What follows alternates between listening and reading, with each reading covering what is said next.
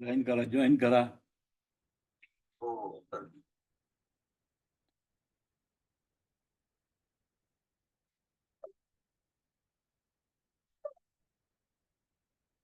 तुम्ही जॉईन आहे, तुम्ही ऑफ व्हा त्याच्यातनं.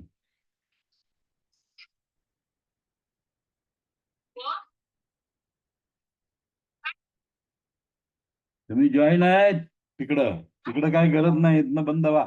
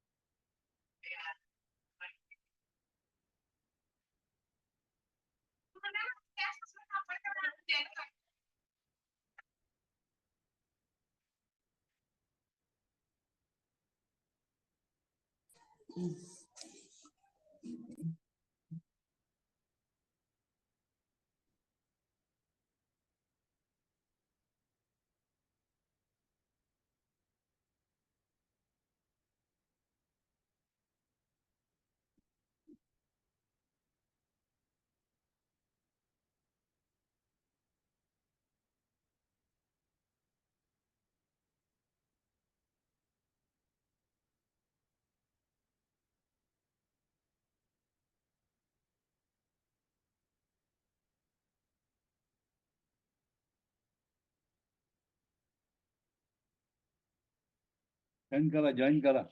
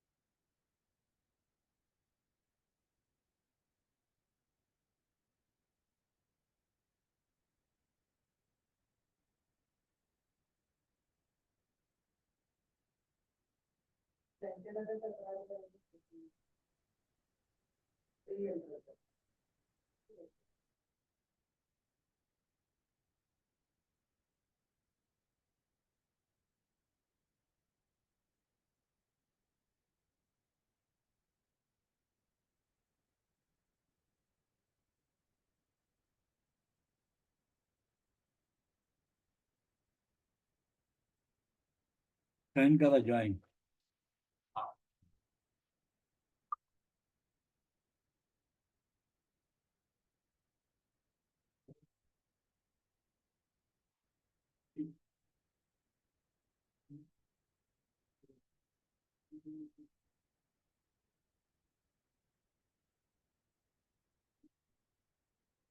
आपण ज्या नंबरशी संपर्क करू इच्छिता तो सध्या बंद आहे.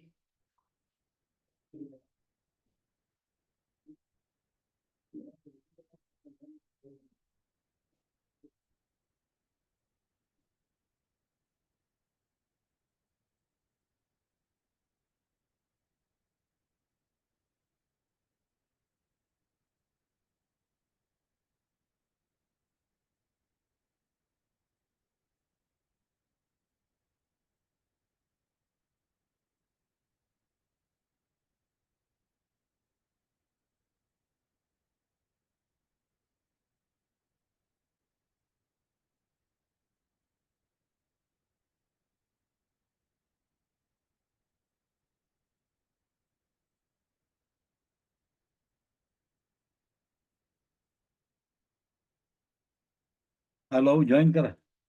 हा सर लगेच जॉईन करतो.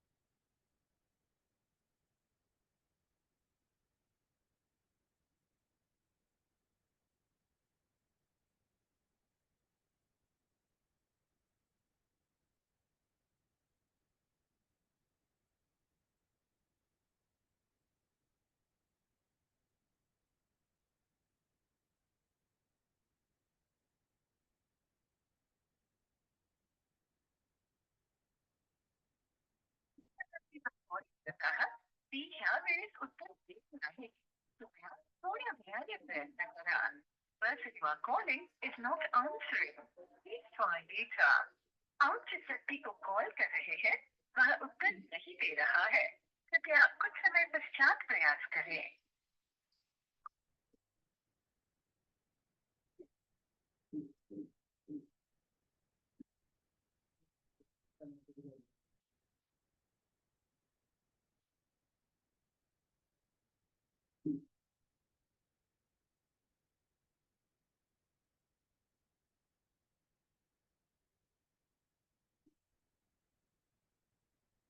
सुरू करूया.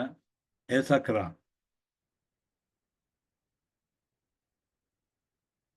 ही 10वी रेमेडी आहे आपल्या याच्यातली. एस ग्रुप मधली 10वी रेमेडी आहे. आपण S1, S2, S3, S5, S6, S10 आणि आता S11 आपण बघत आहे. S11 सुरू करणार आहे. आपण बघितलं S1, S2, S3, S5, S6 आणि S10 या रेमेडीज पाहिलेल्या आहेत. आज आपण S11 नावाची रेमेडी पाहिजे. S11 मधलं आपण ग्लोबेला इन्फ्लाटा, इंडियन तंबाखू याबद्दलचं शनिवारी आपण त्याच्यावर डिस्कशन केलेलं होतं. आज आपण ग्लोबेला इन्फ्लाटा वापरलेली जी रेमेडी S11 आहे त्या संदर्भामध्ये त्याचं कार्य काय आहे, वेगवेगळ्या डोसालॉजीमध्ये कशा कशावर परिणाम होतो त्याच आपण बघायचं आहे. आणि फिजिओलॉजीवर कुठला इम्पॅक्ट होतो ते पण आपल्याला पाहायचंय. याचा परिणाम पिट्युटरी ग्लँड व इसोफिगसवर होत आहे. पहिला परिणाम त्यांनी काय सांगितलं, पिट्युटरी ग्लँड व इसोफिगस. इसोफिगस म्हणजे अन्न नलिकेवर याचा परिणाम होता आणि पिट्यूटरी ग्लैंड वर परिणाम होता. इसका सेकंड इफेक्ट भोजन नली, मूत्राशय, गर्भाशय पर भी होता है. सेकंड इफेक्ट काय आहे?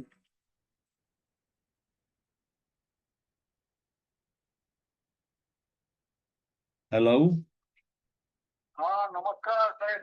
नमस्ते, बोला. ते हेअरवरचा बोलतोय झुणके. हा, बोला. आणि ते स्टिक पाहिजे ना तुम्हाला. हा हा हा घेऊन येतो बघा 11 वाजेपर्यंत. हा, ठीक आहे. हा गाईचं आहे. हा, ठीक आहे, ठीक आहे. आणा आणा. हा ठीक आहे, ठीक आहे.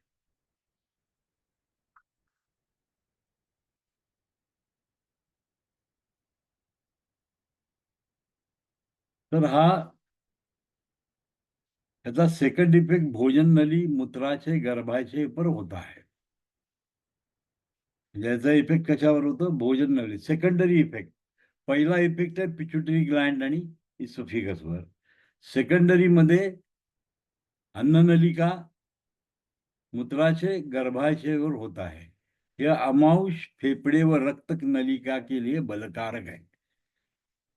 म्हणजे स्टमकवर, लंगवर आणि रक्तवाहिन्यांवर काम करणारी रेमेडी आहे. हे वेगस नर्ववर काम करते ऍक्च्युली. त्याचं मेन काम काय आहे? वेगस नर्ववर ही वर्क करणारी रेमेडी आहे. आणि वेगस नर्व ही काय असते? तिथे कनेक्टेड असते आणि त्या डायरेक्ट वेगस नर्ववर काम करत असल्यामुळं ती काय करते? स्टमक, लंग, रक्तवाहिन्या यांच्यावर डायरेक्ट ए11 काम करते. त्यांचं बल वाढवते. ये प्रजनन एवं वर्धनी का कार्य को बढ़ाने वाली है. प्रजनन म्हणजे रिप्रोडक्शन, एवं वर्धी कार्य को बढ़ाने वाली है. म्हणजे सेक्शुअल पॉवर वाढवतं, प्रजनन क्षमता वाढवतं. इसका प्रयोग अस्थमा, दम्यामध्ये केला जातो, निमोनियामध्ये केला जातो. एखाद्याला नशा करण्याची सवय असते, ती नशा कमी करण्याचं काम ए11 करतो. डिप्रेशन मध्ये वापरलं जातं. गर्भावस्था में उलटी लगना, गर्भावस्थेमध्ये उलट्या होतात, त्याच्यावर डायरेक्ट ए11 काम करतो. ए11 डायरेक्ट त्याच्यावर काम करतो. ए11 डायरेक्ट काम करतो. सिर दर्द, डोकं दुखत असेल, गॅस व पेट रोग की किया जाता है. एखाद्याला गॅस झाला असेल, पोट दुखत असेल, अशाला ए11 डायरेक्ट काम करतो. ए11 नाभि के चारों तरफ होने वाले दर्द में, म्हणजे नाभीच्या भोवती चारही बाजूला जर पेन येत असेल तर ए11चा उपयोग करायचा. निमोनिया में, निमोनिया मध्ये वापरू शकता. बलगम में कार्य करती है. निमोनियामध्ये बलगम साठलेला असतो, कफ साठलेला असतो, त्याला बाहेर काढायचं काम ए11 करतं. ए11 म्हणजे इंडियन टोबॅको. टोबॅको हे कंटेंट त्याच्यातलं महत्वाचं काम करतं आणि हे सगळ्या टोबॅकोचे प्रॉपर्टीज आहेत, तंबाखूच्या प्रॉपर्टीज आहेत. म्हणजे तंबाखू सौम्य स्वरूपामध्ये जर डायल्यूट करून कोणी जर घेतली तर काय केलं जातं? बलगम काढायचं काम केलं जातं, छातीतनं कफ बाहेर निघू शकतो. तंबाखूमध्ये ती ताकद आहे.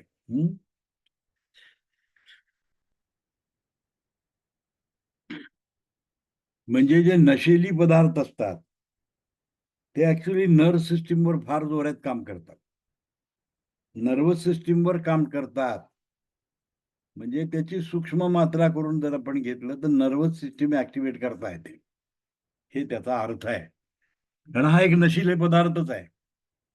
इंडियन टोबॅको हा जो प्रकार आहे तो नशिले पदार्थच आहे, पण त्या नशिले पदार्थाचा उपयोग चांगल्या कामासाठी करता येतो. म्हणजे सूक्ष्म लेवलला पॉझिटिव्ह मध्ये घेतलं तर व्हॉमिटिंग होणार आहे तुम्हाला, निगेटिव्ह घेतलं तर व्हॉमिटिंग बंद होणार आहे. ए11 तेच आहे. ए11 ती वापरलेली आहे, along with other supporting remedies आहेत त्याच्यामध्ये. त्यामुळे ए11 जर तुम्ही निगेटिव्ह पॉझिटिव्ह मध्ये जर ज्या पद्धतीनं द्याल त्या पद्धतीने त्याचं कार्य होतं. मग त्यांनी दिलं की गर्भाची मग उलटी लागणार. आता मला जर पॉझिटिव्ह मध्ये जर S11 दिलं तर काय होईल? उलट्या व्हायला सुरू होईल. S11 निगेटिव्ह मध्ये दिलं तर काय होणार आहे? उलट्या व्हायचं बंद होणार आहे. आणि काल एक तुम्हाला ग्रुपवर मी एक ऑडिओ पाठवला होता, प्रत्येकाने बघितला का? नसला बघितलं तर मी रिपीट करतो, त्याच्यात त्यांनी काय सांगितलेलं आहे. हाय पोटेन्सी, लो पोटेन्सी, हाय डायल्युशन, लो डायल्युशन या संदर्भामध्ये त्याच्यामध्ये भट्टाचार्य म्हणून त्यांचा तो व्हिडिओ होता, व्हिडिओ नव्हता, ऑडिओ होता. त्यांनी स्पष्ट काय सांगितलं की डोसॉलॉजी कशी कार्य करते. त्यांनी सांगितलं 2 मित्र आहेत, 2 माणसं आहेत आणि ही 2 माणसं मारामारी करतायत. 2 माणसं काय करतायत? मारामारी करतायत. आता एक बलाढ्य आहे, तो मारतोय, दुसरा काय करणार आहे? त्याला खूप मार खावा लागतोय. तो चटकन काय करतो? लांब निघून जातो. त्याच्यापासून लांब जाण्याचा प्रयत्न करतो. लांब जातो. आता मला तुम्ही सांगा की जवळ असेल तर मोठा धोंडा घालून त्याच्या डोक्यात घालून त्याला इंजुरी करून त्याचा राग तुम्ही बंद करू शकता. आता जेव्हा तो लांब जातो त्यावेळेला काय करायला पाहिजे? छोटा दगड चालतो. मोठा दगड उपयोगाचा नाही, कारण तेवढ्या लांब मोठा दगड जाऊ शकत नाही. म्हणजे छोट्या दगडाने तुम्ही काय करायला पाहिजे? त्याला मारायला पाहिजे. म्हणजेच काय? जेव्हा डिसीज क्रॉनिक होतो, खूप लांबपर्यंत पोहोचलेला असतो, त्याला बरं करण्यासाठी हाय पोटेन्सी, हायर डायल्युशन वापरायला पाहिजे. म्हणजे छोट्या दगडाची कन्सेप्ट आहे. लोअर डायल्युशन, हायर डायल्युशन वापरावं लागेल, हायर पोटेन्सी वापरावं लागेल, की तो लांबवरचा असलेल्या व्यक्तीला मारण्याकरता तुम्हाला छोटा दगड लागतो.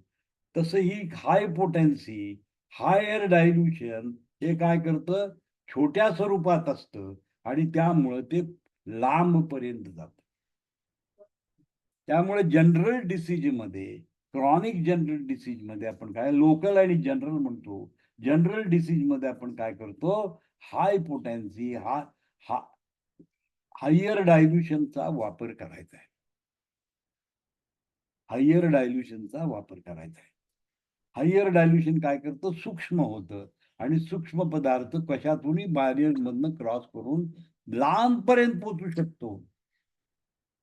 हा याच्यात कन्सेप्ट आहे. सिंपल कन्सेप्ट मी तुम्हाला सांगितला की जसं क्रॉनिक होईल तसं डायल्यूट करून मेडिसिन दिलं पाहिजे. छोट्या दगडाची एनॉलॉजी आहे. छोटा दगड जसा लांबपर्यंत जातो तसं ते औषध लास्ट पर्यंत जाऊ शकतं. क्रॉनिक कंडिशन मध्ये जर असेल, दोष पुष्कळ खोलपर्यंत गेलेले आहेत, त्याला बाहेर उपसून काढण्यासाठी सूक्ष्म औषधाचा वापर करायला लागतो. हाय पोटॅन्सी, हाय डायल्युशन हे सूक्ष्म लेवलला जातं औषध आणि त्यामुळे ते पेनिट्रेट करून तिथून रोगाला बरं करण्याचं काम. हा पहिला सिद्धांत आहे. दुसरा सिद्धांत काय आहे की जसं जसं तो कमी कमी जवळ जवळ जवळ जवळ जवळ जवळ जवळ जवळ जवळ यायला लागला तर तसं तसं काय करायला पाहिजे? दगडाचा साईज वाढवला पाहिजे. म्हणजे हाय पोटॅन्सीतून लो पोटॅन्सी मध्ये गेलं पाहिजे. हळूहळू मात्रा वाढवली पाहिजे तर जवळ जवळ येणाऱ्याला इंज्युअर करायचं का? अगदी जवळ आला तुमच्या मोठा धोंडा पाहिजे. मोठा धोंडा पाहिजे. मोठा धोंडा म्हणजे काय? मोठा दगड म्हणजे लो पोटॅन्सी, लोअर डायल्युशन म्हणजे त्याच्यामध्ये औषधाची मात्रा जास्त आहे, ती मात्रा दिली पाहिजे की तिथं तिथल्या लोकल प्रॉब्लेम होणार. म्हणजे एखादा क्रॉनिक कडून तो सब अॅक्यूट मध्ये जेव्हा डिसीज येतो किंवा अॅक्यूट लेवलला येतो त्यावेळेला काय करायला पाहिजे? मात्रा चेंज करत जावं लागेल. पहिल्यांदा हाय पोटॅन्सी मध्ये दिलं, हायर डायल्युशन मध्ये दिलं, त्याच्यानंतर थोडंसं मिडल डायल्युशनला आलं पाहिजे, त्याच्यानंतर तुम्हाला D4, D5, D6 या कन्सेप्ट मध्ये यावं लागेल. तर ही एक कथा होती, दगडाची गोष्ट तुम्हाला मी सांगितली. हे व्यवहारातलं साधं उदाहरण आहे लांब गेला तर छोटा दगड लागतो, जवळ आला तर मोठा दगड लागतो. तसं लांबपर्यंत डिसीज आतपर्यंत खोलवर गेला असेल तर सूक्ष्म मात्रेची जरूर आहे. आणि जेव्हा डिसीज अॅक्यूट लेवलला असेल, लोकल लेवलला असेल, तेव्हा हाय तुम्हाला काय करायला पाहिजे, लोअर डायल्युशन्स मध्ये वापरावं लागेल, D4 D5 या लेवलला जायला लागेल. तर ही एक साधी सिंपल एक गोष्ट त्यांनी त्यांच्या व्हिडिओत सांगितली की पोटॅन्सीचे फार डोक्यात घेऊ नका. काय द्यायचं मला प्रश्न पडतो, असं नाही, तुमच्या मनात प्रश्न नाही आला पाहिजे की क्रॉनिक आहे, खूप खोलवर गेलेला आहे, तर हाय पोटॅन्सी तुम्हाला हायर डायल्युशन किंवा हाय पोटॅन्सी यूज करायला पाहिजे. दोन मेथडनी यूज केलं जातं, एक पोटॅन्शियलाइज करून वापरलं जातं, एक डायल्युशन करून वापरलं जातं. वॉटर बेस असेल तर डायल्युशनची सिस्टम आहे, अल्कोहोल वॉटर बेस असेल तर पोटेन्शियलाइज करावं लागेल. आणि सक्सेशनची जी प्रोसेस आहे, स्ट्रोक मारणे, याच्यामध्ये ते पोटेन्शियलाइज होतं, ताकद निर्माण होते, ऊर्जा तयार होते.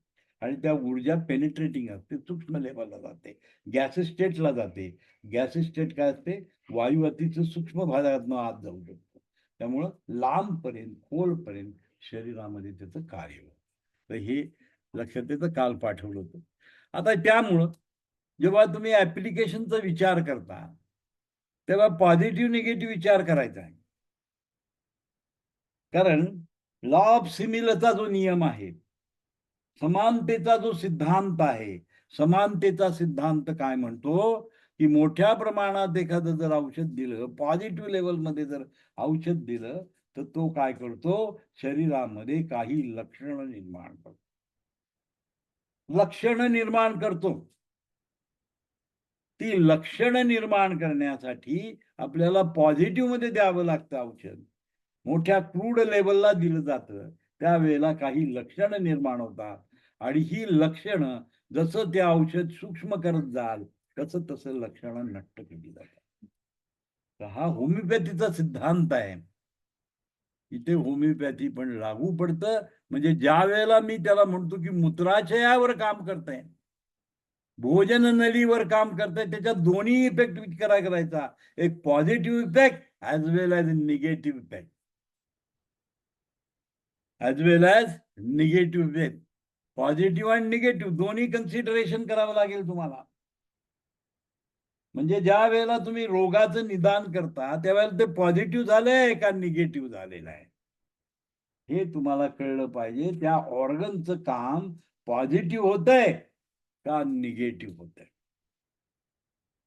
हे तुम्हाला समजलं पाहिजे.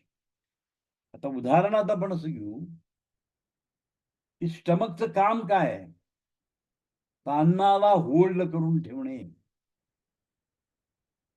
अन्नाला काय करून ठेवणे, होल्ड करून ठेवणे. जठराचं काम आहे भोजनला स्टोअर करायचं, 2, 2.5, 3 तास स्टमक मध्ये अन्न राहतं, अन्न खाली जात नाही लगेच. 3, 3.5 तास ते कुठं असतं, स्टमक मध्ये असतं. आता तुम्ही विचार करा, स्टमकवर काम करणारी रेमेडी, यांनी सांगितलं की काय सांगितलं, अमाउशवर काम करते. हे सकरा अमाउशवर काम करते, स्टमकवर काम करते. आणि जेवण केल्या केल्याबरोबर लूज मोशन लागते त्याला.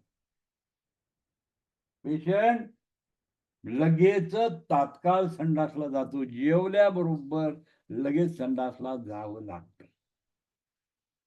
आता तुम्ही मला सांगा, हा डिसीज पॉझिटिव्ह आहे का निगेटिव्ह आहे?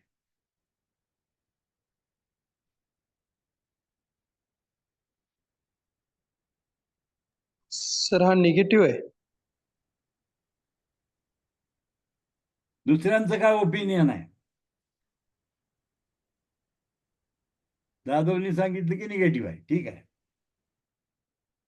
दुसरे सगळे जे बसलेले आहेत त्यांनी उत्तर द्यावं, हा पॉझिटिव्ह डिसीज आहे का निगेटिव्ह डिसीज आहे?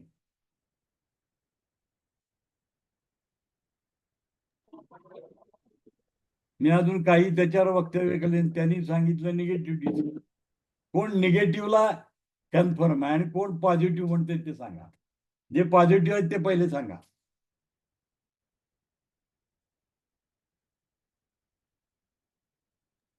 निगेटिव्ह आहे. मी पॉझिटिव्हचं विचारलं, निगेटिव्ह वाल्याने गप्पा बसा.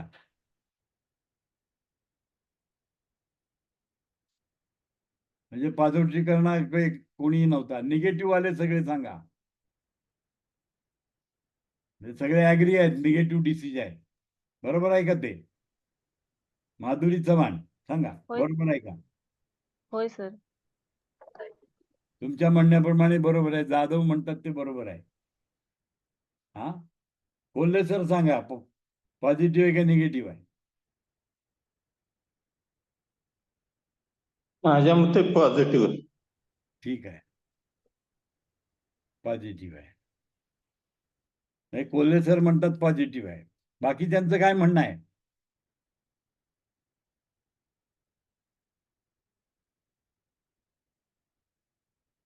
बाकी त्यांचं काय मतच नाही.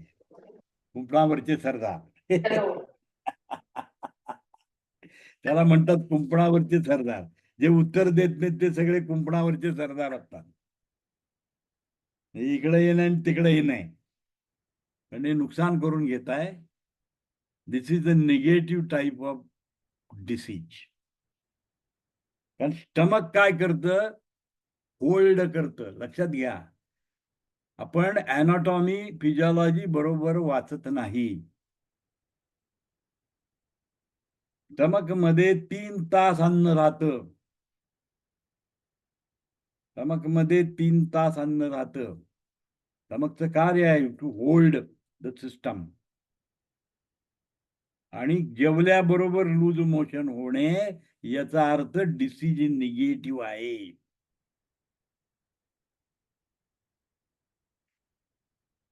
निगेटिव्ह काम झालं. पॉझिटिव्ह काम काय आहे? होल्ड करणे. होल्ड करणे. होल्ड करत नाही म्हणजे निगेटिव्ह काम केलं त्यांनी. समजून घ्या, निगेटिव्ह काम केलं. एक मुलगा रोज शाळेत जातो, म्हणजे नित्य शाळेत जाणे हे त्याचं कर्म आहे. पण तोच मुलगा घरी राहायला सुरुवात केली तर पॉझिटिव्ह झालं का निगेटिव्ह झालं? कर्माच्या दृष्टीने ते निगेटिव्ह आहे. त्याचं नित्य कर्म आहे शाळेत जाणं. आणि त्याचं बिघड काय झाला? घरात राहायला सुरुवात केली, शाळेत जायला लागणार नाही. हे निगेटिव्ह कर्म होतं. आणि मग त्याला आमिष दाखवून, त्याला काहीतरी सांगून त्याला शाळेत धाडण्याचं काम आपलं असतं. तसं स्टमकनी एक काय केलं? सत्याग्रह केलं. मला नकोय काय, मला नाही होल्ड करायचं, मला सगळं खाली पाठवून द्यायचं आहे. निगेटिव्ह थॉट मध्ये गेलेलं स्टमक. अशा वेळेला पॉझिटिव्ह रेमेडी दिली पाहिजे. S1 should be given in positive cell, because S1 is the remedy of stomach. S1 positive मध्ये दिल्यानंतर होल्ड टाइम होणार आहे. सिंपल लॉजिक आहे. म्हणून मी तुम्हाला लॉजिकली थिंक करा. आजपर्यंत मेडिकल सायन्स मध्ये लॉजिकल थिंकिंग हा विषयच नाही आहे. आणि मग औषधाची मात्रा सिलेक्ट करताना प्रॉब्लेम येतो की पॉझिटिव्ह डिसीज आहे का निगेटिव्ह डिसीज आहे. कारण आपली फिजिओलॉजी परफेक्ट नसते. फिजिओलॉजी परफेक्ट नसते, लक्षात घ्या. फिजिओलॉजी परफेक्ट नसते आणि त्यामुळं हा प्रॉब्लेम आहे. फिजिओलॉजी परफेक्ट नसते, त्यामुळं आपल्याला प्रॉब्लेम येतो. आणि हाच प्रॉब्लेम म्हणून काय होतं? औषधाची मात्रा सिलेक्ट करणं शक्य होत नाही. Because we can't conclude properly. आपण कन्क्लूड करू शकत नाही की तो विजेल it is a positive disease और द निगेटिव्ह डिसीज. इम्पॉर्टंट आहे, इम्पॉर्टंट आहे, लक्षात घ्या.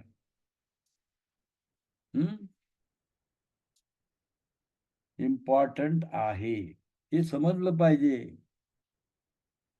कंट्रोल्ड फंक्शन असतं. कुठलंही फंक्शन कंट्रोल्ड असतं. कंट्रोल्ड फंक्शन याचा अर्थ समजून घ्या. अनकंट्रोल झाल्यावर काय होऊ शकतं? एकतर विगरच काम करेल, नाहीतर कामच करायचं बंद करेल. Negativity will act. एकतर विगरच काम करेल. आता रिटेन्शन ऑफ फूड आहे. मला एक गोष्ट सांगा, रिटेन्शन ऑफ फूड आहे. आता कोल्हे सर सांगा तुमचं म्हणणं काय आहे? रिटेन्शन ऑफ फूड झालं, अन्न खाली सरकतच नाही, पोट फुगून राहिलं. काय झाले?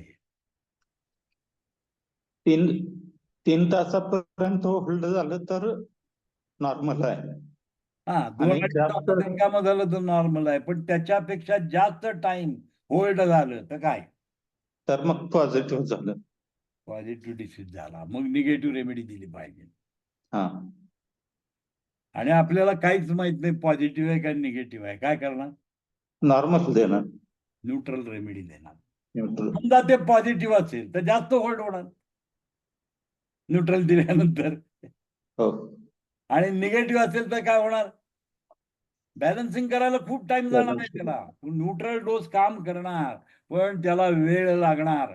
कारण तो समजा 4 असेल, 4 वरून 3 येणार, 3 वरून 2 वर येणार, 2 वरून 1 वर येणार. स्टेप बाय स्टेप बॅलन्स असतो.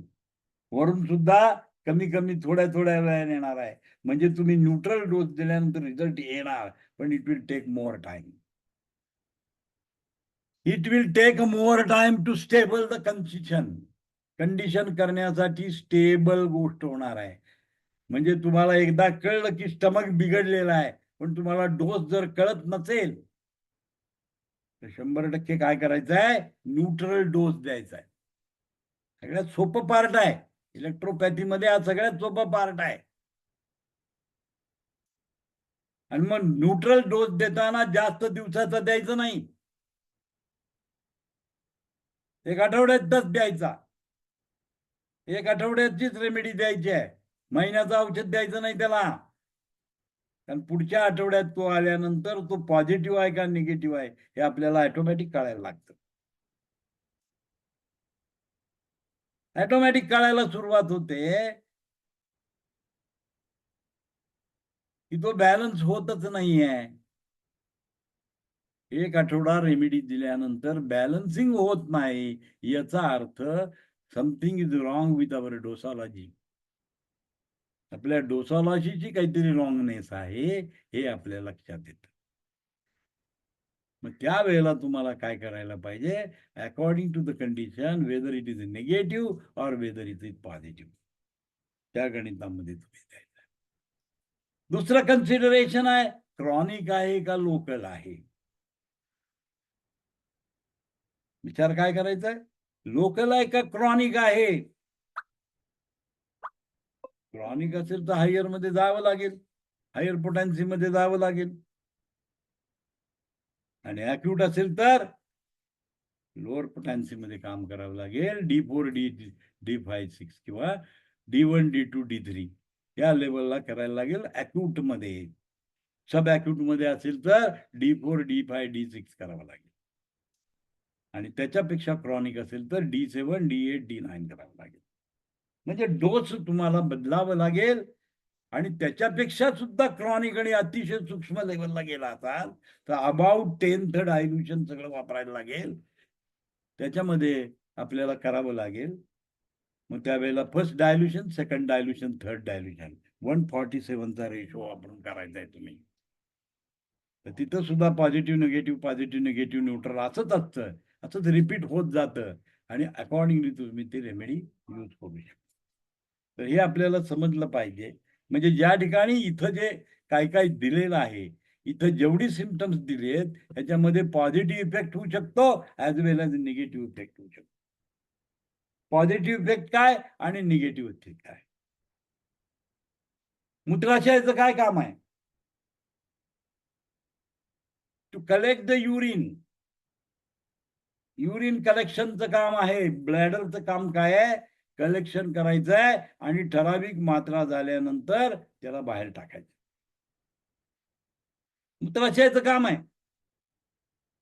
मूत्राशयाचं काम आहे ते म्हणजे ठराविक वेळेला होल्ड करायचं.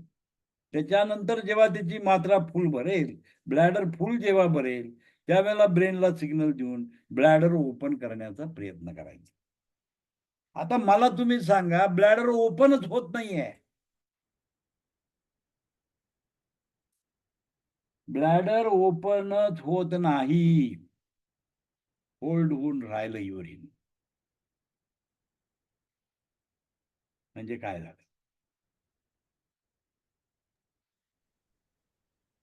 निगेटिव्ह. म्हणजे या ठिकाणी निगेटिव्ह डिसिजन. कारण ठराविक वेळानंतर ते ओपन झालंच पाहिजे, होत नाही याचा अर्थ काय? It's a negative disease. म्हणून ह्याला पॉझिटिव्ह मात्रा द्यावी लागेल. S2 is the remedy of bladder.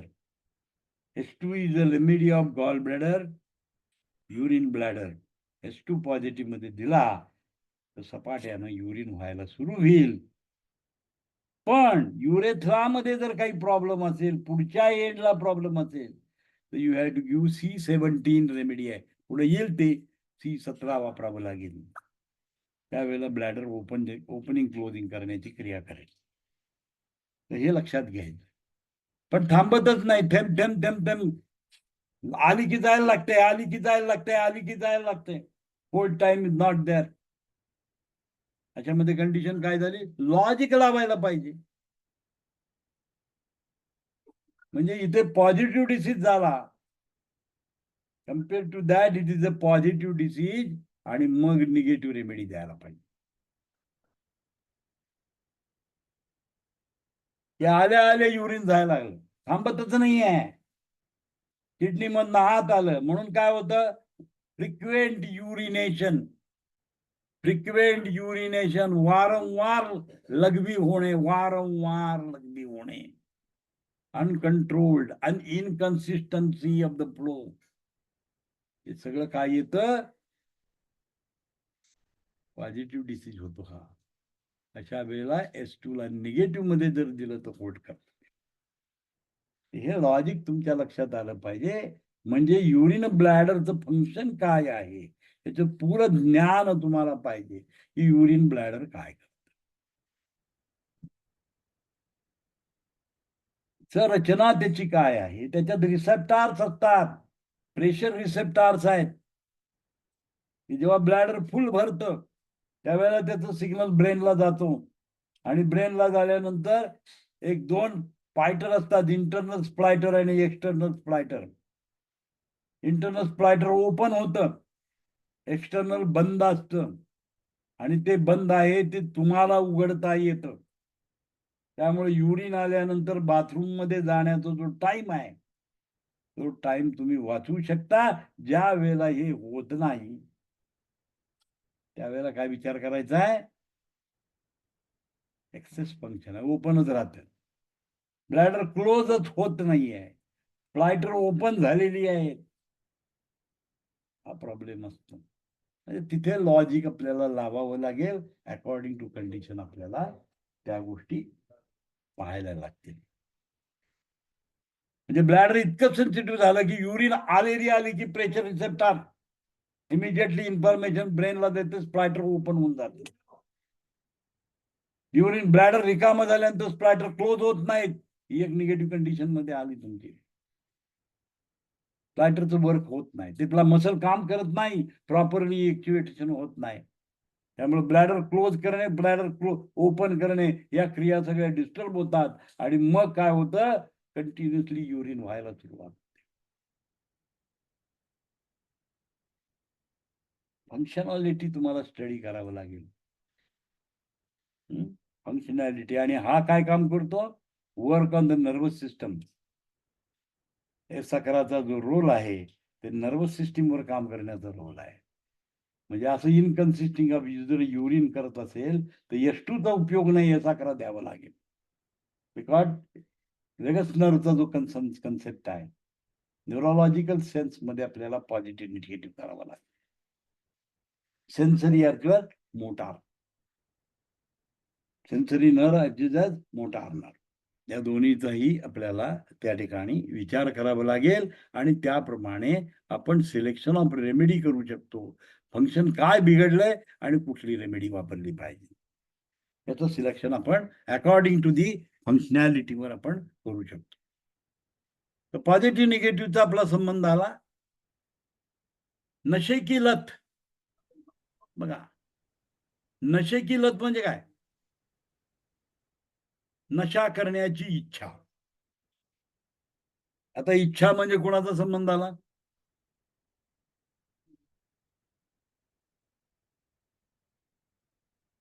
बघा, मला काय सांगायचं आहे की इच्छा लिव्हरशी कनेक्टेड आहेत. नो.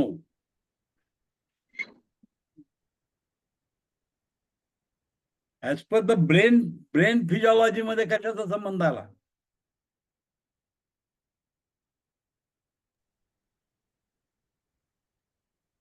मनाचाच की सर, लिम्बिक सिस्टीम ना. लिम्बिक सिस्टम आणि क्रॅनियल नर्वचा जो तुम्ही फ्लो चार्ट बघितला, त्याच्यातली एक वेगस नर्व आहे. वेगस नर्व कुठून ओरिजिनेट होते? म्हणजे त्याचं सेंटर कुठं असतं? क्रॅनियल नर्व मधूनच की क्रॅनियल नर्व बरोबर आहे, it is a vagus part of the nerve आहे, पण त्याची ओरिजिन कुठं आहे? ब्रेन मधूनच. ब्रेन मधून आहे. म्हणजे त्या ब्रेनवर काम करते हे साखरा. नशे की लत करते कंट्रोल, म्हणजे इच्छा कमी होते. दारूचं व्यसन सुटत का नाही? तर त्याला इच्छा असते पिण्याची, आणि ही इच्छा सप्रेस करणं आपल्याला काम आहे. म्हणजे हे साखरा जर निगेटिव्ह मध्ये जर दिला तर याची ती इच्छा बंद होईल. म्हणून तुमच्या लक्षात आलं पाहिजे की ती पॉझिटिव्ह असते. इच्छा तयार होणे हे पॉझिटिव्ह कन्सिडरेशन झालं. डिझायर टू ड्रिंक, पिण्याची इच्छा. म्हणून आयुर्वेदामध्ये मनाच्या बोटावर ट्रीटमेंट सांगितलेली आहे तुम्हाला. आयुर्वेदामध्ये जर गेला तर मनाच्या बोटावर ट्रीटमेंट करायला सांगितली. मनाचा संबंध असतो इच्छा. इच्छा निर्माण होते, पिण्याची इच्छा. कधी होणार? ब्लड मधला अल्कोहोल कमी झालं की त्याला काय होते? त्याच्या शरीरामध्ये इच्छा निर्माण व्हायला लागते, आणि मग तो काय करायला लागतो? दारू प्यायला लागतो. डिझायर टू ड्रिंक हे प्रकार असतो त्याच्यामध्ये. नशेची इच्छा निर्माण होते, लत निर्माण होते. त्याला वाटतं ह्याच्याशिवाय आपण जगूच शकत नाही. हा जो कन्सेप्ट त्याच्या डोक्यामध्ये तयार होतो, त्याच्यावर काम करणारी रेमेडी S11 आहे. म्हणजे S11 निगेटिव्ह मध्ये जर दिलं, नर्वाईन करून दिलं, हाय पोटेन्सी मध्ये केलं, कारण ब्रेन बॅरियर मधून काही जर मेंदूत पाठवायचं झालं तर ब्रेन बॅरियर क्रॉस करावा लागतो. ब्रेन बॅरियर हा सगळ्यात थिकेस्ट कंपोनंट आहे. त्यामुळे मेंदूमध्ये कुठलीही गोष्ट इझिली जाऊ शकत नाही. त्यासाठी हाय पोटेन्सी ड्रग वापरावे लागतात की जे मेंदूची जे ब्लड बॅरियर जो आहे ते क्रॉस करून आतमध्ये शिरतात. ते त्याच्यासाठी सूक्ष्म लागतं, आणि ही सूक्ष्म जी क्रिया आहे ती भारी क्रिया आहे. मग हे साखरा जेव्हा तुम्ही सूक्ष्म करता, हाय पोटेन्सी मध्ये जाता, तेव्हा त्याची पेनिट्रेटिंग भेदन क्षमता वाढते, आणि भेदन क्षमता वाढल्यामुळे टाईट जंक्शन मधून सुद्धा ते क्रॉस करून डायरेक्टली ब्लड मध्ये जातात आणि मेंदूवर त्याचं कार्य होतं. सो हे साखरा निगेटिव्ह करा, पण ते हाय पोटेन्सी मध्ये निगेटिव्ह करायचं आहे. तर ही सिंगल रेमेडी काम करू शकते तिथे. सिंगल रेमेडी काम करू शकते. लक्षात आलं का तुमच्या? बॉम्ब आहे तुमच्याकडे, ऍटम बॉम्ब. त्या ऍटम बॉम्ब कसा वापरायचा तुम्ही ठरवायचंय. हे सिंगल रेमेडी प्रयोग करून बघा, 100% तुम्हाला रिझल्ट मिळणार. निगेटिव्ह करून द्यायचं, पण हाय पोटेन्सी मध्ये द्यायचं. 10th पोटेन्सीच्या अभाव जायचं. Don't go lower. D4 D5 मध्ये काही इफेक्ट होणार नाही. नशाची लत कमी करायची जर असेल तर तुम्हाला ब्रेन बॅरियर करून ते औषध मेंदूत गेलं, आणि त्या ठिकाणी जाऊन ते मनामध्ये जी इच्छाशक्ती असते त्या इच्छाशक्तीला बंद करतं. ट्रिगरन जे होत असतं तिकडून पिण्याची इच्छा निर्माण करतं. ती इच्छेलाच बंद करता येतं. फ्लावर रेमेडीज पण तेच काम करतात. फ्लावरचा पण तोच इफेक्ट आहे. सूक्ष्म लेवलला जर फ्लावर दिला तर ते तेच काम करत. हे त्याचं काम आहे. म्हणून त्याला सांगितलं नशे की लत. पण नशेची लत कमी करण्यासाठी मेंदूवर काम करावं लागेल. डिझायर टू ड्रिंक, इच्छा, मनामध्ये इच्छा निर्माण होते, म्हणजे मनावर कंट्रोल करायला पाहिजे, म्हणजेच लिम्बिक सिस्टीमवर कंट्रोल करायला पाहिजे. आयुर्वेदामध्ये मन या गोष्टीवर कंट्रोल करायला पाहिजे, ज्या ठिकाणी कप जॉईंटवर लिम्बिक सिस्टम आहे. तर हे तिथं फंक्शन आहे. हे साखराचा रेमेडीचा अशा पद्धतीनं करू शकता. हे मानसिक स्थिती बदलण्याचं काम आहे. आसक्ती निर्माण झालेली असते, त्यामुळे त्याची डिझायर त्याच्यामध्ये निर्माण होते आणि ही डिझायर आपल्याला तोडायचं काम आहे. आणि म्हणून यांनी काय म्हटलं, साखराचा उपयोग नशे की लत कमी करने के लिए होता है. म्हणजे साखरा जर हाय पोटॅन्सी मध्ये तुम्ही जर दिली निगेटिव्ह फॉर्म मध्ये, तर त्याची ही हळूहळू हळू काय होते, इच्छाशक्ती कमी करता येते.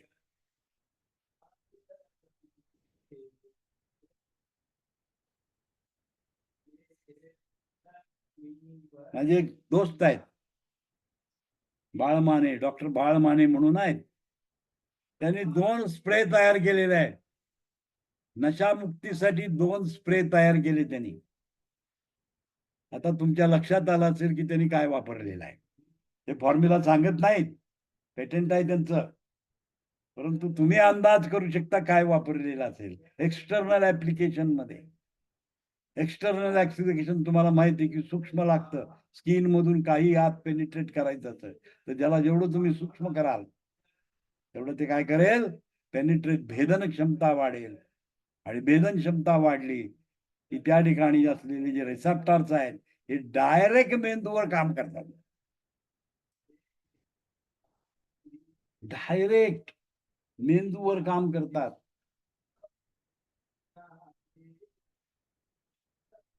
ते असत. आणि एक्सटर्नल मारून तुम्ही सुद्धा हे कमी करता येतं, कारण it is a excitation of the vagus nerve.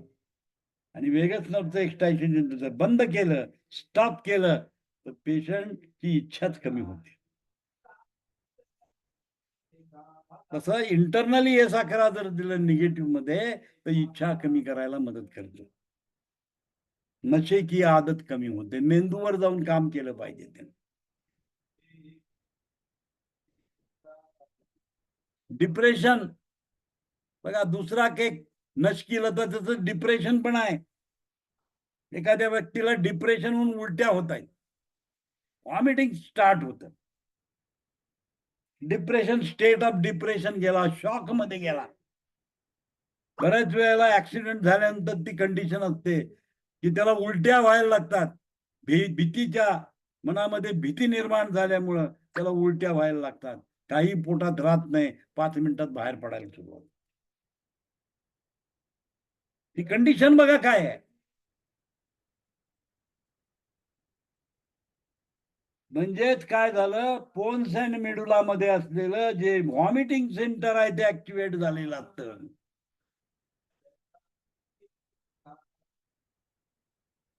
म्हणजे नुसतं वासाने सुद्धा काही काही लोकांना उलट्या होतात.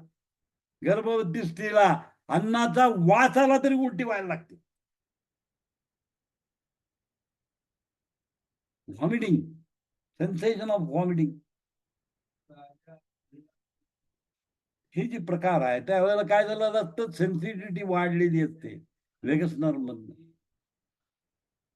अल्फॅक्टरी नर्व मधनं नाकामध्ये वास जातो, वास जाऊन सेन्सरी पार्टला ऑपरेट करतो, व्हॉमिटिंग सेंटर ऍक्टिव्हेट होतं आणि उलट्या व्हायला.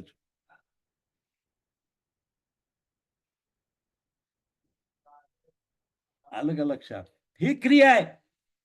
आणि म्हणून काय म्हणतो आपण, डिप्रेशन क्रिएट झालं एखाद्याला. Impact of depression in the nervous system. Nervous सिस्टीमवर काम करतं उलटीचा आदेश देतं. पोटातलं अन्न जे आहे ते घाण आहे ते फेकून देण्याचा प्रयत्न करतं, उलटी करून टाकतं. आणि म्हणून कधी कधी डिप्रेशनच्या स्टेटमध्ये सुद्धा उलट्या व्हायला सुरुवात होते. डॉक्टर औषध देते तरी उलटी थांबतच नाहीये. ॲलोपॅथीमध्ये असं कुठलंही मेडिसिन वांडण बिंडण देतात ते. व्हॉमिटिंग सेंटरला इनॅक्टिव्ह करण्यासाठी प्रयत्न करतात ते. झालं तर झालं, नाही तर नाही होत. उलटी येतच राहते त्याला. अशा कंडिशन मध्ये हे सक्राचा जर उपयोग केला तर ते डिप्रेशनची उलटी पण बंद करू शकतं. मेंटल स्ट्रेस मधली असलेली उलटी पण बंद करण्याचं काम हे सक्रा करतं. डिप्रेशनवर काम करतं. डिप्रेशन कमी करणं म्हणजे काय? डिप्रेशनचे साईड इफेक्ट कमी करणं.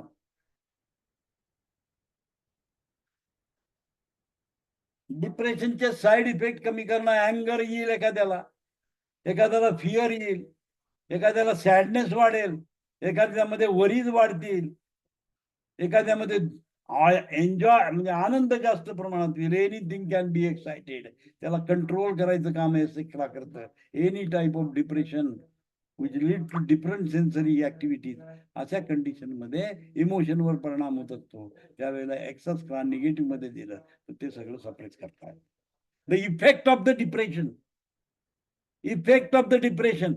डिप्रेशनचा जो परिणाम झालेला आहे, आघात मनावर झाला, डिप्रेशन मध्ये गेला. डिप्रेशनचा परिणाम फिजिओलॉजिकली बॉडीवर झाला आणि फिजिकल सिम्पटम्स यायला सुरुवात झाली आणि त्याला कुठलंही औषध दाद पडत नाही, बंद होऊ शकत नाही. अशा कंडिशन मध्ये हे सक्रा जर तुम्ही दिलं, over excitation of the limbic system, त्याला स्टॉप करायचं काम करतं हे सक्रा. पिच्युटरीवर काम करतं. लक्षात घ्या, it works on the pituitary gland. आणि पिट्युटरी ग्लँड काय आहे? Work on endocrine system. आणि आपल्याला माहिती आहे की endocrine system the nervous system governs the human body. मानवी शरीराची सगळ्या क्रिया प्रतिक्रिया जे काय आहे हे सगळं कशाशी निगडीत आहे? Endocrine system and the nervous system.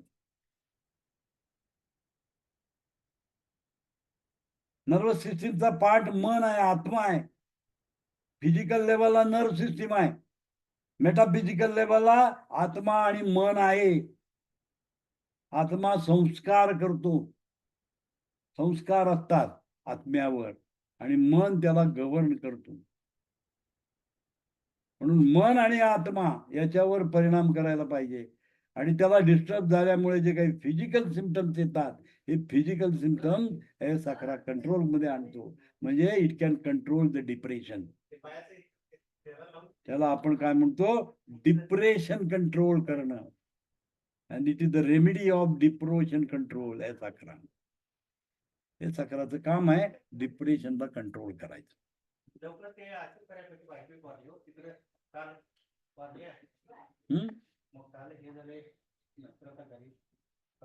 गर्भावस्था में उलटी लगना, हार्मोनल इनबॅलन्स झालेलं असतं शरीरामध्ये आणि त्यामुळं गर्भावस्थेमध्ये उलट्या व्हायला सुरुवात होते. त्याला कंट्रोल करणारी रेमेडी हे सक्रा आहे.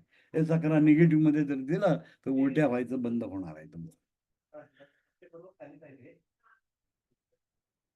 शिर दर्द, डोकं दुखतंय काही कारणाने, ट्रेस आलाय आणि तुमचं डोकं दुखायला सुरुवात झाली, मेंटल डिप्रेशन आलं, मेंटल ट्रेस आला तर तुमचं शिर दर्द व्हायला लागतं. अशा वेळेला हे सक्रा जर दिला निगेटिव्ह मध्ये तर सर दर्द बंद होतो. गॅस, पेट के रोग में किया जाता है. पोटात गॅस आहे, गॅस तयार होते सारखा, त्यावेळेला सक्राचा उपयोग करू शकता. पेट के रोग लिए किया जाता है. ऐसा करा कि नाभि के चारों तरफ होने वाली दर्द में, नाभीच्या भोवती चारही बाजूनी तुम्हाला जर दुखत असेल तर याचा सक्रा यूज करायचा आहे. निमोनिया में, निमोनिया झालेला असेल तर हे सक्रा देऊ शकता. बलगम के कार्य, आता तुम्हाला माहिती की व्हॉमिटिंग सेंटर असतं ब्रेन मध्ये. कुठं असतं? मेडुला ऑब्लॉंगेटा मध्ये, पोन्स मध्ये. ही सेंटर्स आहेत म्हणजे स्पायनल कॉर्ड, त्याच्यानंतर ब्रेन. तर ब्रेनचा शेवटचा पार्ट कुठला आहे? मेडुला ऑब्लॉंगेटा, त्याच्यानंतर पोन्स, नंतर मिड ब्रेन आहे, आणि त्याच्यानंतर स्पायनल कॉर्ड आहे, आणि स्पायनल कॉर्ड मधून काय येतात? पेरिफेरल नर्व जातात आणि सगळ्या ऑर्गनला कनेक्ट केलेला आहे. एक नेटवर्क आहे. या नेटवर्क मध्ये काहीही कारणाने निमोनिया, म्हणजे आपल्याला निमोनिया मध्ये काय करायला पाहिजे? एक्सपेक्टोरंट केलं पाहिजे, काढून टाकलं पाहिजे, उच्छ्वास वाढवला पाहिजे, व्हॉमिटिंग इन्क्रीज करायला पाहिजे, स्टमकला उलट्या दिशेने वाहून कफाला तोंडा वाटे नाका वाटे बाहेर गेला पाहिजे. आणि ही क्रिया करण्याकरता S1 चा उपयोग करू शकता. रिमूव्ह द कफ, बलगम रेस्पिरेटरी, म्हणजे तुमचा उच्छ्वास वाढणार आहे, खोकला तुम्हाला येणार, आणि त्या खोकल्या वाटी बडके बाहेर पडणार. हे 11 पॉझिटिव्ह मध्ये दिला तर you will get this effect, because it works on the vomiting centre, works on the respiratory centre. Positive quantity मध्ये जर तुम्ही दिला, पॉझिटिव्ह लेवलला जर तुम्ही S11चं जर सेवन केलं, तर तुम्हाला काय येते? उलटी येते. बघा, तंबाखूची ज्याला सवय नसते, ज्याला गुटख्याची सवय नसते, चुकून त्यांनी गुटखा खाल्ला, त्यांनी तंबाखू खाल्ली, की त्याला उचक्या यायला सुरुवात होते. ऑब्झर्वेशन आहे, आपलं डेली लाईफ मधलं ऑब्झर्वेशन आहे. आणि जो त्याच्याशी युट टू झालाय, ती क्रिया करण्यासाठी त्याला मात्रा खूप मोठी घ्यावी लागेल. रोज तंबाखू आणि गुटखा चघळणाऱ्या माणसाला काही होत नाही, परंतु नवीन व्यक्ती जो आहे त्याला त्याची इरिटेटेड वास आणि इरिटेटेड झालेलं सहन नाही होत. इमिजिएटली काय करायला लागतं? बाहेर काढून टाकण्याचा प्रयत्न करतो. सुपारी लागते म्हणजे काय? मला सुपारी लागली, काय करतो सुपारी?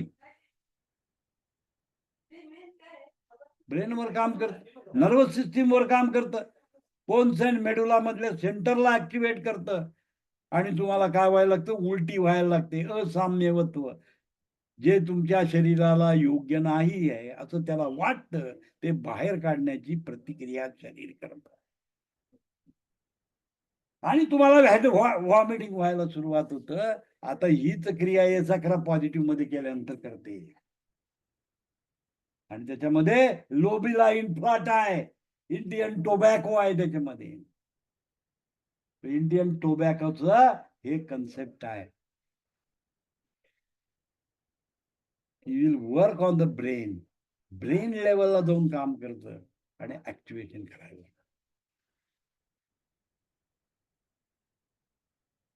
आणि मॅटी सरांनी लोबॅला इन्फ्लाटा किती % मध्ये वापरले बघा? ओनली 5%. ओनली 5%. लोबेला इन्फ्लाटा किती वापरलं? बाकीच्या रेमेडीपेक्षा काय वापरलं त्यांनी? ओनली 5% यूज केलं. म्हणजे 100 ग्रॅम मध्ये 5 ग्रॅम तंबाखू टाकली फक्त, बाकीची 95 वेगवेगळ्या वनस्पती टाकलेल्या आहेत. याचं कॉम्बिनेशन करून त्यांनी दिलं, म्हणजे ह्याला निगेटिव्ह केलं, सेन्सिटिव्ह केलं. जितकी मात्रा कमी तेवढे भेदन शक्ती जास्त, त्यामुळे जी तीव्र भेदन शक्ती निर्माण झाली, की कुठेही घुसून ऍक्टिव्हेशन करणं, ब्रेन मध्ये जाऊन ऍक्टिव्हेट करू शकते. त्याच्यावर मेडुला ऑब्लॉंगेटा आणि पोन्सवर डायरेक्ट जाऊन काम करते, आणि त्याच्यामुळे काय होतं? अनवॉन्टेड पदार्थ शरीरातून बाहेर जायची मदत. So the reaction, he reaction असते. त्यामुळे एखाद्याला गुटखा कधी मान्यच नसेल, एक कण गुटखा खाल्ला तरी त्याला व्हॉमिटिंग व्हायला सुरुवात होते. एक तंबाखूचा कण तोंडात गेला तरी सुद्धा त्याला व्हॉमिट व्हायला लागतं, कारण इमिजिएटली इरिटेशन क्रिएट करतं. वेगस नर्वच्या मार्फतीनं ब्रेनला सिग्नल जातो, आणि हे सगळं काय केलं जातं? ऑपरेट केलं जातं.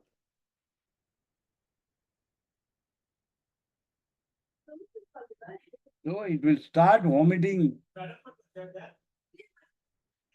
ताबडतोब व्हॉमिट व्हायला सुरुवात होते. हे त्याचं फंक्शन आहे हे साखराचं. हे आहे एक साखराचं फंक्शन आहे. निमोनिया में बलगम में कार्य करती है, यह ट्रेस हार्मोन को बैलेंस करती है. शरीरामध्ये एक ट्रेस हार्मोन असतं, ट्रेस निर्माण झाला की त्या हार्मोनचं सिक्रेशन होतं. कमी सिक्रेशन, जास्त सिक्रेशन, आणि त्याच्यावर काय राहतं, तुमची फिजिओलॉजिकल ऍक्टिव्हिटी चेंज होते. त्याला बॅलन्स करण्याचं काम करतं. ट्रेस आला, ट्रेस हार्मोन इन्क्रीज झालं, त्याला कमी करायचं काम हे साखरा करणार आहे. बॅलन्सिंग वर्क करतं हे साखरा. Anti depression, antioxidant, antiseptic, anti fungal, anti viral, anti anxiety, anti spasmodic, anti emetic के रूप में कार्य करता है. बघा काय काय आहे त्याच्यामध्ये, काय काय प्रॉपर्टीज आहेत बघा. अँटी डिप्रेशन, आता तुम्हाला मी सांगितलं, डिप्रेशनचे साईड इफेक्ट कमी करणार आहे. म्हणजे डिप्रेशन आल्यामुळे शरीरामध्ये फिजिओलॉजिकल ऍक्टिव्हिटी जी काय होते, ती फिजिओलॉजिकल अनवॉन्टेड ऍक्टिव्हिटीला डायरेक्ट हे साखरा कंट्रोल करतो. म्हणजे डिप्रेशनचा इफेक्टच बॉडीवर होत नाही. डोपामाइन लेस सिक्रेशन झालं, not feeling good, feeling good नसतं, खुडकून पडतो माणूस, काय करण्याची इच्छाच राहत नाही त्याला. नो ऍक्टिव्हिटी, मेटाबॉलिक ऍक्टिव्हिटी कमी होते त्याच्या शरीरामधली. अशा वेळेला तिथे हे साखराचा उपयोग होतो. हे जे काय आलेलं लक्षण जे आहे शरीरामध्ये, भूक लागत नाही, सगळ्या फिजिकल ऍक्टिव्हिटी बंद होतात, त्याच्यामध्ये डिस्टर्बन्स सुरू होतो. हे साखरा दिल्याबरोबर हे जे काही फिजिकल इफेक्ट बॉडीवर झाले ते सगळे नॉर्मल करतात. म्हणजेच अँटी डिप्रेसिव्ह ड्रग होतो. डिप्रेशन कमी केलं जातं. डिप्रेशन मुळे झालेले शरीरावरचे परिणाम कमी केले जातात. म्हणून त्याचं नाव आहे अँटी डिप्रेसिव्ह. हे साखर दिल्यानं डिप्रेशन कमी होतं. म्हणजे डिप्रेशन मध्ये निर्माण होणारे जे साईड इफेक्ट आहेत, हे साईड इफेक्ट सगळे कमी करण्याचं काम करतं. मेंटल डिसीज मध्ये याचा उपयोग होतो. अँटीऑक्सिडंट म्हणून काम करतं. आता हे अँटीऑक्सिडंट प्रॉपर्टी काय आहे की त्याच्यामध्ये व्हिटॅमिन सी ची मात्रा मोठ्या प्रमाणात असते. या साखरामध्ये डायटरी सप्लिमेंट मध्ये व्हिटॅमिन सी आहे, आणि vitamin C is a antioxidant. Oxidation करू देत नाही, हे काम तो करतो. वर्क लाईक अँटीऑक्सिडंट म्हणून काम करतो. अँटीऑक्सिडंट, अँटीसेप्टिक, शरीरामध्ये सेप्टिक झालं तर काय व्हायला पाहिजे, शरीराचं काय काम आहे, अनवॉन्टेड ग्रोथ शरीरात जर झाली तर होतो, सेप्टिमिया होतो. अशा वेळेला ते सेप्टिक झालेलं घाण पदार्थ आहे, अनवॉन्टेड पदार्थ शरीरामध्ये, त्याला बाहेर काढून टाकलं पाहिजे. हे साखर तेच काम करतं. फिजिओलॉजीवर वर्क करतं. Excretory system, respiratory system, digestive system, या सगळ्यावर हे साखर काम करतं. आणि ऑटोमॅटिकली शरीरात असलेली जी घाण आहे ती शरीराच्या वाटेत बाहेर निघून जाण्याचं काम करू शकतं. म्हणून ते काय आहे, अँटीसेप्टिक आहे. म्हणजे जखमेवर जर टाकलं आणि तिथे ज्या ठिकाणी सेप्टिक झालेलं असेल तर ते रिमूव्ह करायचं काम हे साखरा करतो. कारण it works on the vagus nerve, it works on the blood supply. रक्त नलिकावर कार्य करता है, रक्त नलिकावर कार्य करता है. म्हणजे तिथे ब्लड वेसलवर काम करतं, आणि जिथं जे विष तयार झालेलं आहे त्याचा निचरा करून टाकतं. Work as a antiseptic, it work as a antiseptic. या पद्धतीनं ते अँटीसेप्टिकचं कार्य करतं. अँटी फंगल आहे. तर मला तुम्ही सांगा, अँटी फंगल व्हायरल चा अर्थ काय? तिथं व्हायरस येतात काय? तिथं फंगस असतं आणि त्याचा नाश करण्यासाठी ब्लड रश करायला पाहिजे तिथे. कारण त्याच्यामध्ये ज्या अँटीबॉडीज असतात, लिम्फोसाइट्स असतात, त्या ठिकाणी साईट ज्या ठिकाणी झालेला आहे त्या ठिकाणी मोठ्या प्रमाणामध्ये तिथे फ्लो होणं गरजेचं आहे. आणि रक्तवाहिनी जर स्ट्रॉंगली काम करायला लागली तर त्या ठिकाणी रक्ताचा पुरवठा होईल आणि व्हेनस सर्क्युलेशनच्या थ्रू घाट बाहेर निघून जाईल आणि WBC तिथं मोठ्या प्रमाणात आल्यामुळं ते व्हायरसेस, फंगस या आणि बॅक्टेरियल प्रॉब्लेमला कंट्रोल करू शकतात. तो हे त्याचं मेन काम है. ऐसा करा में विटामिन सी भरपूर मात्रा में पाई जाती है. विटामिन सी की मात्रा भरपूर असते. यह स्ट्रेस हार्मोन को बैलेंस करता है. स्ट्रेस हार्मोन आहे ते शरीरातलं बॅलन्स करतं. हे सकरा का प्रभाव म्युकस मेम्ब्रेनवर, आतमध्ये जे म्युकस मेम्ब्रेन आहे आतमध्ये त्याच्यावर एक साचा प्रभाव होतो. वेगस नर्ववर प्रभाव आहे. शरीरामध्ये जी व्हेगस नर्व आहे त्याच्यावर एक साखराचा इफेक्ट आहे. वेगस नर्ववर काम करते. नशे के कारण शरीर में उत्पन्न विकारों को ठीक करता है. दारू प्यायल्यामुळे शरीरावर जो काही परिणाम झालेला आहे, तंबाखूचं सेवन केल्यामुळे जो परिणाम झालेला आहे, हा परिणाम रिमूव्ह करायचं काम आहे साखर, बैलेंसिंग वर हे साखराचा रोल आहे. नशा छुड़ाने में S12 की सपोर्टिंग के रूप में कार्य करता है. S12 ही दुसरी रेमेडी आहे. पुढे आपण शिकणार आहे. S12 डोळ्यावर काम करणारी आहे आणि डोळा हे एक निदानाचं भाग आहे. म्हणजे डोळ्याचे प्रत्येक पार्ट हे कुठल्या ना कुठल्या तरी अवयवाशी संबंधित आहे. S12 आणि S11 कॉम्बिनेशन दिलं तर काय होणार आहे, नशा सुटायला मदत होणार आहे. सो S11 ह्याला S12 मध्ये S11चा रोल आहे, हेल्प करणारी रेमेडी है. यह सभी प्रकार के वायरल संक्रमण को ठीक करता है. कुठलाही वायरल संक्रमण आलं तर त्याला नष्ट करण्याचं काम करते.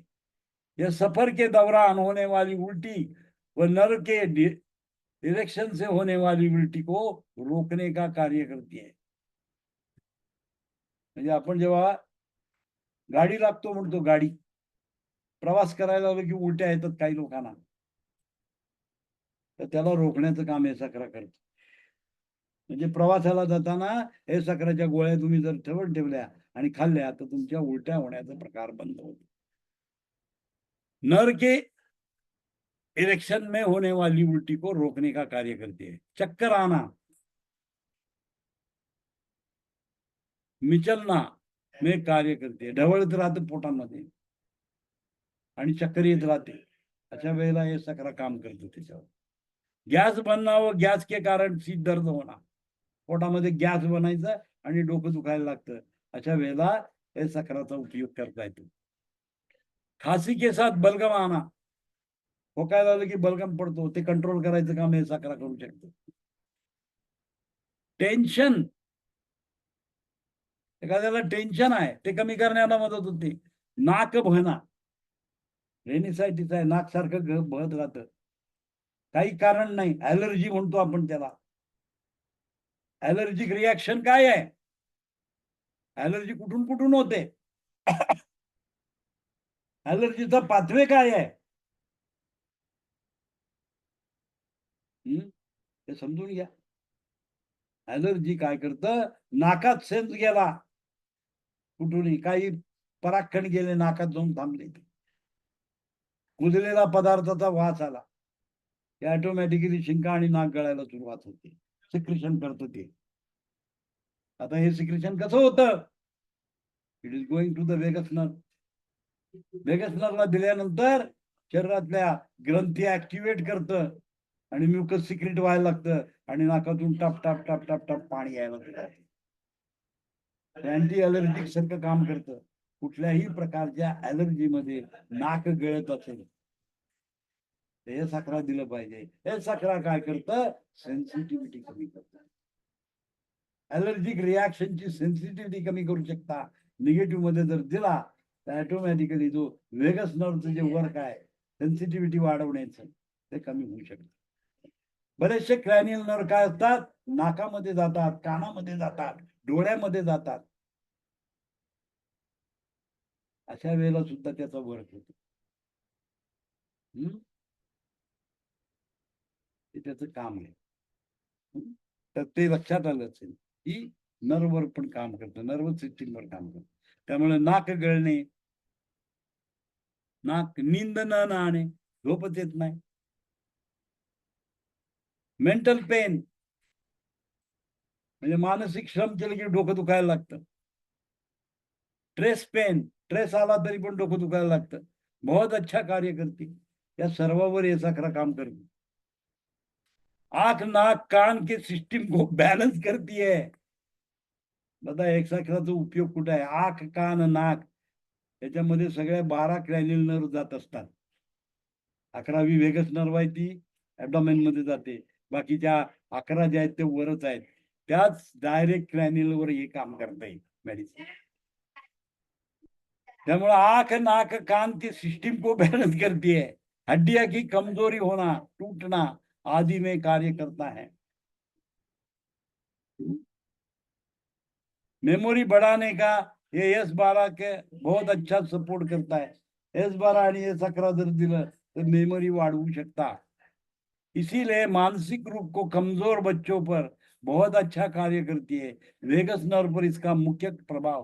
Vegas nerve, thoracic, spine nerve बघा कशा कशावर परिणाम आहे. फिजियोलॉजी बघा याची काय आहे. इसीलिए ये मानसिक रूप से कमजोर बच्चों पर बहुत अच्छा कार्य करते. मानसिक दृष्ट्या कमजोर असतात काही मुलं, लहान मुलं, त्यांच्यावर आपण हे साखराचा प्रभाव बघू शकतो. हे साखरा देऊन त्याला पाहता येतं की त्याची जी मानसिक कमजोरी आहे त्याला आपण नॉर्मल करू शकतो. कारण वो बहुत अच्छा कार्य करते. वेगस नर्व पर इसका प्रमुख प्रभाव है. मेन प्रभाव काय वेगस नर्व आहे, थोरॅसिक नर्व आहे, स्पाइनल कॉर्ड वर आहे. दिमाग के स्मॉल सेंटर रेस्पिरेटरी आदि पर प्रभाव होने के कारण यह सभी प्रकार की चक्कर बनना, मिचली आना, उल्टी को ठीक करने की रामबाण रेमेडी है. कारण ते मेडुला ऑब्लॉंगेटा आणि पोन्स मध्ये असलेली जी रेस्पिरेटरी सेंटर आहे, व्हॉमिटिंग सेंटर आहे, या सेंटरवर डायरेक्ट काम करणारी रेमेडी आहे. त्यामुळे उलटी येणे, चक्कर येणे, मळमळणे या सगळ्या क्रिया बंद करता येतात हे साखराने.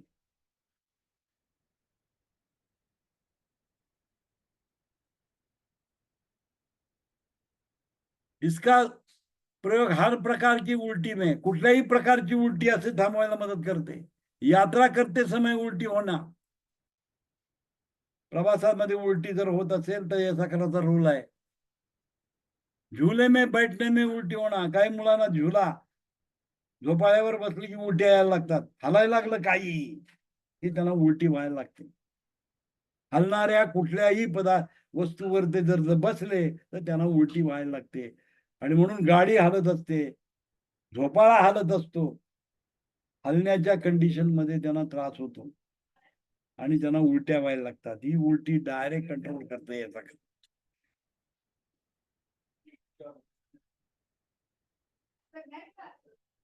उलटी की इच्छा होना परंतु उलटी न होना, उलटी व्हायचंय असं वाटतंय परंतु प्रत्यक्षात उलटी होत नाही, असे जे लक्षण आहे ते पण स्टॉप करते साखरा.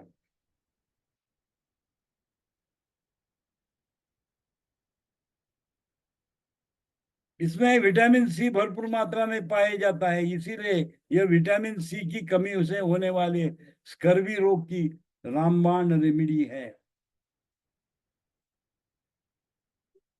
स्कर्वी रोग में विटामिन सी की कमी होता है. यह विटामिन सी कमी पूरा करती है व विटामिन की वजह से जो रोग होते हैं उसमें उसका प्रयोग किया जाता है.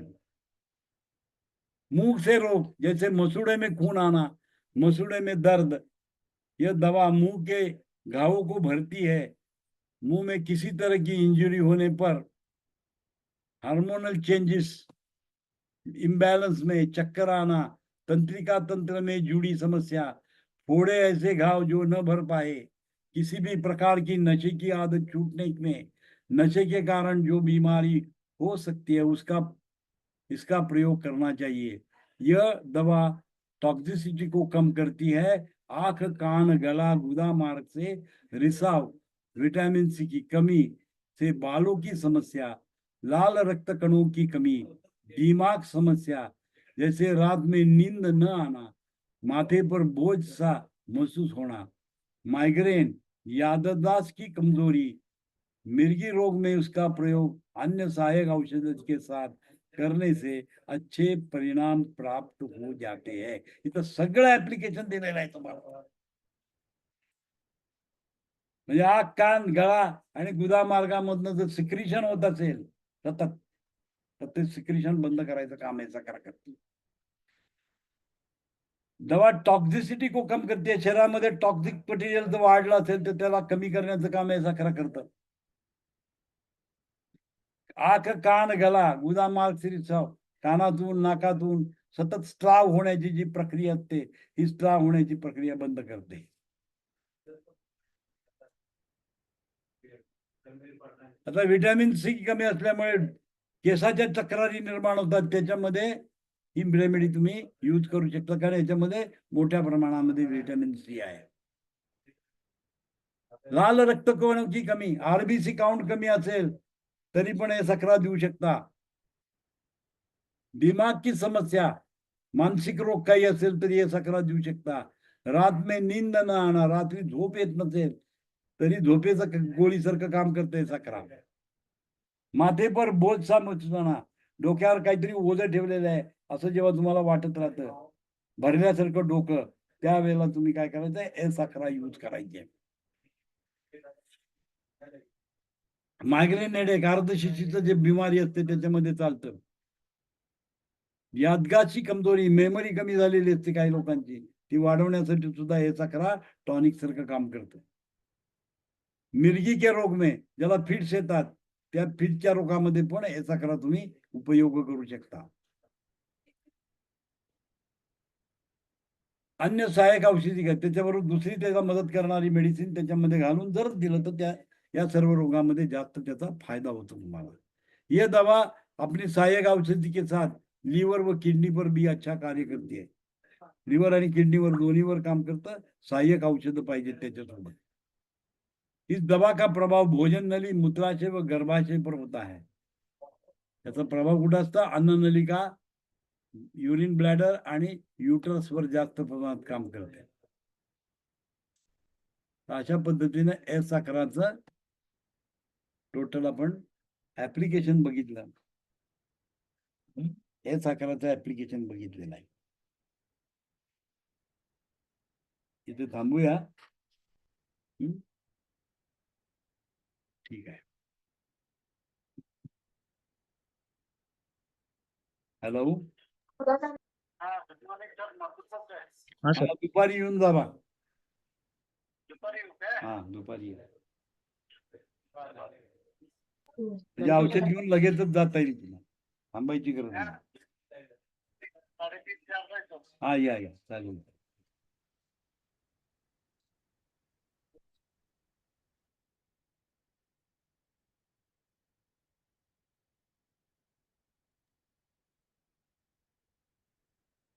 ठीक आहे, आज थांबूया इथे. ठीक आहे सर. थँक्यू. रेकॉर्डिंग पाठवा सर. हा, रेकॉर्डिंग आहे, येणारच आहे तुम्हाला, काही प्रश्न नाही. ठीक आहे.